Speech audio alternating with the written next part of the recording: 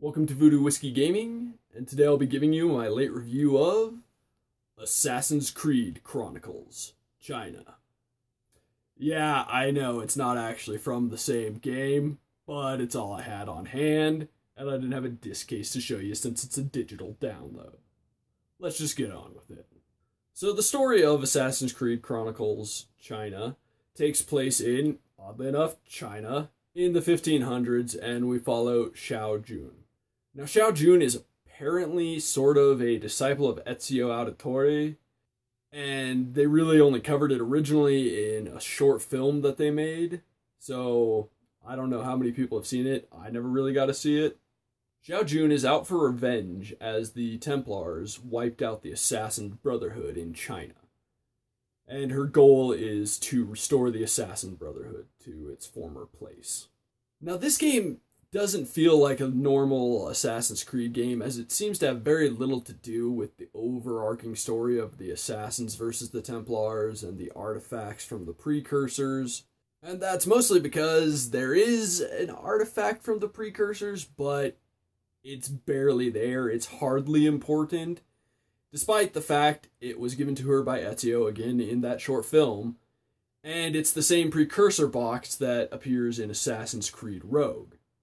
I don't know, for me it feels a little shoehorned in just because they don't have too much to do with the overarching battle. It is more or less a tale of revenge. But the fact that it doesn't touch on those main things kind of fits the game, since it really isn't a story-heavy game to begin with. So I guess it works out in the end. For the most part, the voiceover in the game is pretty good. I don't have too many problems with it, but I do have two specific problems with it. Number one, Ezio Auditore, who acts as the voiceover guy as well as teacher during the tutorials, is not voiced by the same guy who has voiced Ezio in the past. And it's really obvious on account of we have spent 3 games with Ezio.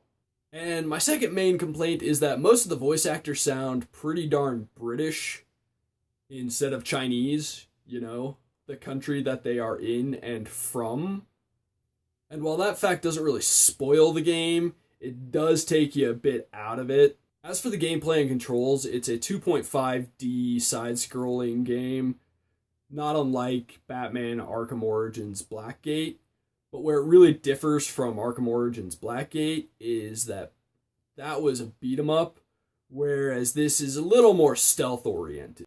In Assassin's Creed China, I'm going to skip the Chronicles bit, there's really 3 ways to complete each level. There's your sneaky way without killing anyone, there's your sneaky way of assassinating people, and then there's just trying to battle your way through, which I sucked at. So this is the first Assassin's Creed where the scoring system at the end of the missions made any kind of sense to me.